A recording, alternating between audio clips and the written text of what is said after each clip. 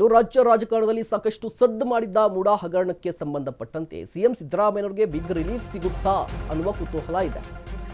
CM Siddaramaiah ವಿರುದ್ಧ ಮುಡಾ ಹಗರಣ ಪ್ರಕರಣಕ್ಕೆ ಸಂಬಂಧಪಟ್ಟಂತೆ ಮುಡಾ ಕೇಸ್ನಲ್ಲಿ ಸಿದ್ದರಾಮಯ್ಯನವರಿಗೆ ಇವತ್ತು ನಿರ್ಣಾಯಕ ದಿನವಾಗಿದೆ.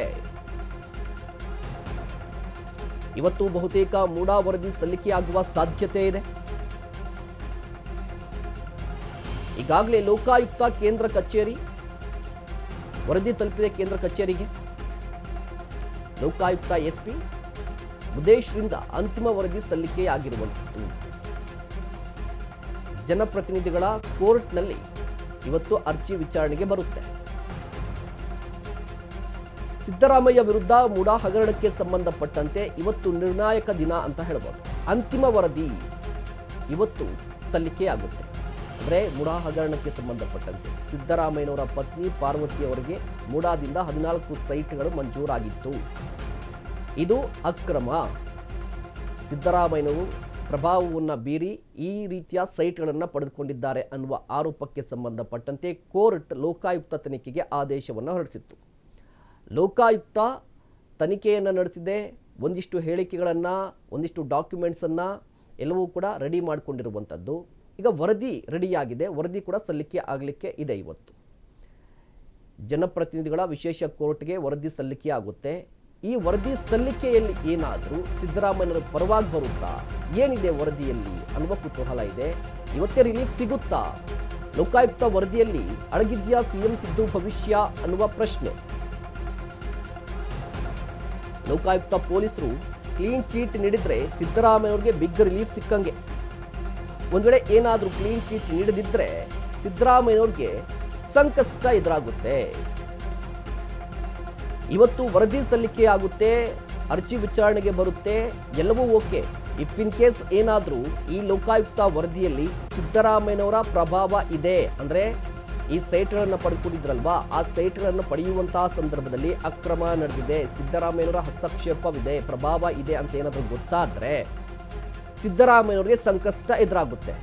ಇಲ್ಲ, ಸಿದ್ದರಾಮಯ್ಯನವರ ಹಸ್ತಕ್ಷೇಪವೇ ಇಲ್ಲ, ಸಿದ್ದರಾಮಯ್ಯನವರ ಪಾತ್ರವೇ ಇಲ್ಲ, ಸಿದ್ದರಾಮಯ್ಯನವರ ಫ್ಯಾಮಿಲಿಯ ಪಾತ್ರ ಏನೂ ಇಲ್ಲ, ಕಂಪ್ಲೀಟ್ ಆಗಿ ಅಧಿಕಾರಿಗಳೇ ಈ ರೀತಿಯಾಗಿ ಗೊಂದಲವನ್ನು ಸೃಷ್ಟಿ ಮಾಡಿಕೊಂಡು ಸಮಸ್ಯೆಯನ್ನು ಮಾಡಿಕೊಂಡಿದ್ದಾರೆ ಅಂತ ಹೇಳಿದ್ರೆ ಸಿದ್ದರಾಮಯ್ಯನವರಿಗೆ ಬಿಗ್ ರಿಲೀಫ್ ಆಗುತ್ತೆ. ಇವತ್ತು ನಿರ್ಣಾಯಕ ದಿನವಾಗಿರುವಂಥದ್ದು. ಜನಪ್ರತಿನಿಧಿಗಳ ಕೋರ್ಟ್ಗೆ ವರದಿ ಸಲ್ಲಿಕೆ ಆಗುತ್ತೆ, ಅರ್ಜಿ ವಿಚಾರಣೆಗೆ ಬರುತ್ತೆ. ಆ ಸಂದರ್ಭದಲ್ಲಿ ಈ ಮುಚ್ಚಿದ ಲಕೋಟೆಯಲ್ಲಿರುವಂಥ ವರದಿಯಲ್ಲಿ ಇರುವಂಥ ಅಂಶಗಳೇನು ಅಂತ ಬಹಿರಂಗ ಆಗುತ್ತೆ. ಮೊನ್ನೆ ಅಷ್ಟೇ ಒಂದಿಷ್ಟು ಅಂಶಗಳು ಬಹಿರಂಗ ಆಗಿತ್ತು. ಅಂದರೆ ಕಂಪ್ಲೀಟಾಗಿ ಕ್ಲೀನ್ ಚೀಟ್ ಕೊಟ್ಬಿಟ್ಟಿದ್ದಾರಂತೆ ಸಿದ್ದರಾಮಯ್ಯನವ್ರಿಗೆ, ಅಧಿಕಾರಿಗಳ ಮೇಲೇ ದೂರಿದ್ದಾರಂತೆ, ಅಧಿಕಾರಿಗಳ ಗೊಂದಲ ಅಥವಾ ಅಧಿಕಾರಿಗಳೇ ಈ ರೀತಿಯಾಗಿ ಸಮಸ್ಯೆಯನ್ನು ಸೃಷ್ಟಿ ಮಾಡಿಕೊಂಡಿದ್ದಾರಂತೆ ಅಂತ ಹೇಳಿ ಒಂದಿಷ್ಟು ವರದಿ ಬಂದಿತ್ತು. ಅಂದರೆ ಸಿದ್ದರಾಮಯ್ಯನವರ ಫ್ಯಾಮಿಲಿ ಮತ್ತು ಸಿದ್ದರಾಮಯ್ಯನವರು ಯಾವುದೇ ರೀತಿಯ ಹಸ್ತಕ್ಷೇಪ ಮಾಡಿಲ್ಲ, ಅಕ್ರಮ ಮಾಡಿಲ್ಲ, ಕ್ಲೀನ್ ಚೀಟ್ ಕೊಟ್ಟಿದ್ದಾರೆ ಅನ್ನುವ ಅಂಶಗಳು ಮೊನ್ನೆ ಅಷ್ಟೇ ಸಾಕಷ್ಟು ಹರಿದಾಡ್ತಾ ಇತ್ತು, ಸುದ್ದಿ ಕೂಡ ಆಗಿತ್ತು. ಇವತ್ತು ಅಂತಿಮವಾಗಿ ವರದಿ ಸಲ್ಲಿಕೆ ಆಗ್ತಾ ಇದೆ. ಈ ವರದಿ ಸಲ್ಲಿಕೆಯಲ್ಲಿ ಸಾಕಷ್ಟು ಕುತೂಹಲ ಇರುವಂಥದ್ದು, ಏನಾಗುತ್ತೆ ನೆಕ್ಸ್ಟ್ ಅಂತ ಹೇಳಿ. ಈ ಬಗ್ಗೆ ಇನ್ನಷ್ಟು ಮಾಹಿತಿಯನ್ನು ಪಡೆಯೋಣ. ನಮ್ಮ ಪ್ರತಿನಿಧಿ ಅಜಯ್ ದೂರವಾಣಿ ಸಂಪರ್ಕದಲ್ಲಿದ್ದಾರೆ. ಅಜಯ್, ಮುಖ್ಯವಾಗಿ ಲೋಕಾಯುಕ್ತ ವರದಿ ಸಲ್ಲಿಕೆ ಮಾಡುತ್ತೆ, ಬಟ್ ವಾಟ್ ನೆಕ್ಸ್ಟ್ ಅಂತ, ಮುಂದೆ ಏನಾಗಬಹುದು ಅಂತ? ಖಂಡಿತವಾಗ್ಲೂ ಮಹೇಶ್, ಏನಂದ್ರೆ ಈ ಒಂದು ಪ್ರಕರಣದಲ್ಲಿ ಸಿಎಂ ಸಿದ್ದರಾಮಯ್ಯನವರ ವಿರುದ್ಧ ಈಗಾಗಲೇ ಸಾಕಷ್ಟು ಆರೋಪಗಳು ಕೇಳಿಬಂದಿತ್ತು. ಜೊತೆಗೆ ಅವರ ಪತ್ನಿಯ ವಿರುದ್ಧ ಆರೋಪಗಳು ಕೇಳಿಬಂದಿತ್ತು. ಇದರ ಜೊತೆಗೆ ಇನ್ನು ಬೇರೆ ಬೇರೆ ಸರ್ಕಾರಿ ಅಧಿಕಾರಿಗಳು ಮತ್ತೆ ಮಧ್ಯವರ್ತಿಗಳ ಮೇಲೆ ಆರೋಪ ಕೇಳಿಬಂದಿತ್ತು. ಹೀಗಾಗಿ ಸಿಎಂ ಕೂಡ ಒಂದು ಬಾರಿ ಲೋಕಾಯುಕ್ತ ಏನು ವಿಚಾರಣೆಯನ್ನು ಕೂಡ ಎದುರಿಸಿ ವಾಪಸ್ ಬಂದಿದ್ರು. ಸೊ ಆದ ನಂತರದಲ್ಲಿ ಈಗ ಸಂಪೂರ್ಣವಂತಹ ವರದಿಯನ್ನ ಈಗಾಗಲೇ ಲೋಕಾಯುಕ್ತ ಮೈಸೂರು ಎಸ್ಪಿ ಆಗಿರುವಂತಹ ಉದೇಶ್ ಏನಿದ್ದಾರೆ ಅವರು ಕೂಡ ಈಗ ಏನು ಮುಖ್ಯ ಕಚೇರಿ ಲೋಕಾಯುಕ್ತ ಅಲ್ಲಿರುವಂತಹ ಐಜಿಪಿ ಮತ್ತೆ ಎಡಿಜಿಪಿಗೂ ಕೂಡ ಈಗಾಗಲೇ ವರದಿಯನ್ನ ಕೊಟ್ಟಿದ್ರು. ಅಂದ್ರೆ ಅವರು ವರದಿ ಕೊಟ್ಟು ಈಗಾಗಲೇ 1 ವಾರ ಕೂಡ ಆಗಿತ್ತು. ಅವರು ವರದಿ ಕೊಟ್ಟ ನಂತರವೇ ಅವರು ಸಲ್ಲಿಸಬಹುದಿತ್ತು. ಆದ್ರೆ ಅದರಲ್ಲಿ ಯಾವುದೇ ರೀತಿಯಾದಂತಹ ಲೋಪಗಳು ಮತ್ತೆ ಬೇರೆ ರೀತಿಯಾದಂತಹ ಏನಾದ್ರು ಫಾಲ್ಸ್ ಏನಾದ್ರು ಇದೆಯಾ ಅನ್ನೋದ್ರ ಬಗ್ಗೆ ಸಂಪೂರ್ಣವಾಗಿ ಅಲ್ಲಿ ಹಿರಿಯ ಅಧಿಕಾರಿಗಳೇ ಖುದ್ದು ಅಲ್ಲಿ ಆ ಪ್ರತಿಯೊಂದನ್ನು ಕೂಡ ಪರಿಶೀಲನೆಯನ್ನ ಮಾಡಿರುವಂತದ್ದು. ಸೊ ಹೀಗಾಗಿ 1 ವಾರ ಈಗಾಗಲೇ ಲೇಟ್ ಕೂಡ ಆಗಿರುವಂತದ್ದು. ಹೀಗಾಗಿ ಇವತ್ತು ಕೂಡ ಬಹುತೇಕವಾಗಿ ಏನು 2 ರಿಂದ 3 ಸಾವಿರ ಪುಟ ಇರುವಂತಹ ವರದಿಯನ್ನ ಇವತ್ತು ಜನಪ್ರತಿನಿಧಿಗಳ ವಿಶೇಷ ನ್ಯಾಯಾಲಯಕ್ಕೂ ಕೂಡ ಇವತ್ತು ಸಲ್ಲಿಸೋದಕ್ಕೂ ಕೂಡ ರೆಡಿಯಾಗಿರುವಂತದ್ದು. ಸಲ್ಲಿಸಿದ ನಂತರದಲ್ಲಿ ಕೋರ್ಟ್ ಕೂಡ ಅದನ್ನ ಆಲಿಸುತ್ತೆ. ಅದನ್ನ ಆಲಿಸಿದ ನಂತರದಲ್ಲಿ ಅದು ಕೂಡ ಹಿಯರಿಂಗ್ ಬರುತ್ತೆ. ಹಿಯರಿಂಗ್ ಬಂದ ನಂತರದಲ್ಲಿ ಅಂದ್ರೆ ಅವರವರ ಪರವಾದಂತಹ ವಕೀಲರೇನಿದ್ದಾರೆ ಅವರು ವಾದವನ್ನ ಮಂಡಿಸ್ಬೇಕಾಗತ್ತೆ. ಹೀಗಾಗಿ ಲೋಕಾಯುಕ್ತ ಪೊಲೀಸರು ಒಂದ್ ವೇಳೆ ಎಲ್ಲಾದ್ರೂ ಇಲ್ಲಿ ಸಿಎಂ ನ ಪಾತ್ರ ಇಲ್ಲ ಅಂತ ಏನಾದ್ರು ಹೇಳಿದ್ದೆ ಅದಲ್ಲಿ ಅವರು ಕೂಡ ಒಂದು ಸದ್ಯದ ಮಟ್ಟಿನ ರಿಲೀಫ್ ಸಿಗುವಂತ ಸಾಧ್ಯತೆಗಳಿರುತ್ತೆ. ಯಾಕಂದ್ರೆ ಈಗಾಗಲೇ ಇಡಿ ಅಧಿಕಾರಿಗಳು ಸಾಕಷ್ಟು ಅಲಿಗೇಷನ್ ಅನ್ನು ಕೂಡ ಮಾಡಿರುವಂತದ್ದು, ಕೆಲವೊಂದು ಆಸ್ತಿಗಳನ್ನು ಕೂಡ ಈಗಾಗಲೇ ಅವರು ಮುಟ್ಟುಗೋಲನ್ನು ಕೂಡ ಹಾಕೊಂಡಿರುವಂತದ್ದು.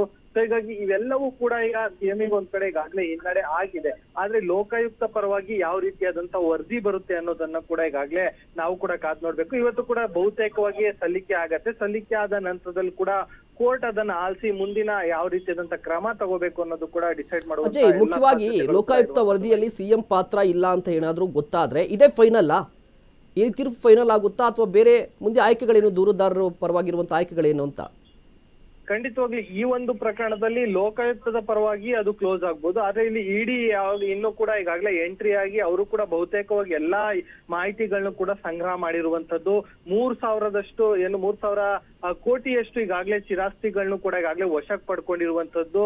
ಮತ್ತೆ ಅವರು ಕೂಡ ಪ್ರತಿಯೊಂದು ವಿಚಾರಗಳನ್ನು ಕೂಡ ಈಗಾಗಲೇ ನೋಡ್ತಾ ಇದ್ದಾರೆ. ಸಿಎಂ ಪತ್ನಿಯವ್ರಿಗೂ ಕೂಡ ನೋಟಿಸ್ ಕೊಟ್ಟಿದ್ರು, ಮತ್ತೆ ಸಚಿವರಿಗೂ ಕೂಡ ಸುರೇಶ್ ಅವರಿಗೆ ಕೂಡ ಈಗಾಗಲೇ ನೋಟಿಸ್ ಕೊಟ್ಟಿದ್ರು. ಇದ್ಯಾವುದಕ್ಕೂ ಕೂಡ ಅಷ್ಟಾದಂತ ಸ್ಪಂದನೆ ಅವರಿಗೆ ಸಿಕ್ಕಿಲ್ಲ. ಒಂದು ವೇಳೆ ಲೋಕಾಯುಕ್ತದ ಏನಾದ್ರು ಅವರು ಕ್ಲೋಸ್ ಮಾಡಿದ್ದೆ ಅದಲ್ಲಿ ಅದು ಅವರಿಗೆ ಬಿಟ್ಟಂತ ವಿಚಾರ. ಆದ್ರೆ ಇಲ್ಲಿ ಇಡಿ ಮಾತ್ರ ಮತ್ತೆ ಅವರು ಮಾಡ್ಬೇಕಾದಂತ ಕೆಲಸ ಏನಿದೆ ಅದನ್ನ ಸಂಪೂರ್ಣವಾಗಿ ಕಂಟಿನ್ಯೂ ಮಾಡ್ತಾ ಹೋಗ್ತಾರೆ. ಹೀಗಾಗಿ ರಾಜ್ಯ ಸರ್ಕಾರದ ಏನು ಸುಪರ್ದಿಯಲ್ಲಿ ಲೋಕಾಯುಕ್ತ ಬರುತ್ತೆ. ಸೊ ಹೀಗಾಗಿ ಅವರು ಎಲ್ಲೋ ಒಂದ್ ಕಡೆ ಹಿಂದೇಟ್ ಹಾಕ್ಬೋದು. ಅದೇ ಇಡಿ ಅಧಿಕಾರಿಗಳು ಯಾವುದೇ ಕಾರಣಕ್ಕೂ ಕೂಡ ಹಿಂದೇಟ ಹಾಕೋದಕ್ಕೆ ಸಾಧ್ಯನೇ ಇಲ್ಲ ಅಂತ ಹೇಳ್ಬೋದು. ಸೊ ಹೀಗಾಗಿ ಒಂದ್ ಕಡೆ ಎಲ್ಲರೂ ರಿಲೀಫ್ ಸಿಕ್ಕರೆ ಇನ್ನೊಂದ್ ಕಡೆ ನಿಜವಾಗ್ಲೂ ಕೂಡ ಸಿಎಂಗೆ ಸಂಕಷ್ಟ ಆಗುವಂತ ಎಲ್ಲಾ ಸಾಧ್ಯತೆಗಳು ಕೂಡ ಹೆಚ್ಚಿದೆ ಅಂತ ಹೇಳ್ಬೋದು. ಮಹೇಶ್, ಧನ್ಯವಾದ ಅಜಯ್ ತಮ್ಮನ್ನೆಲ್ಲ ಮಾಹಿತಿಗಾಗಿ.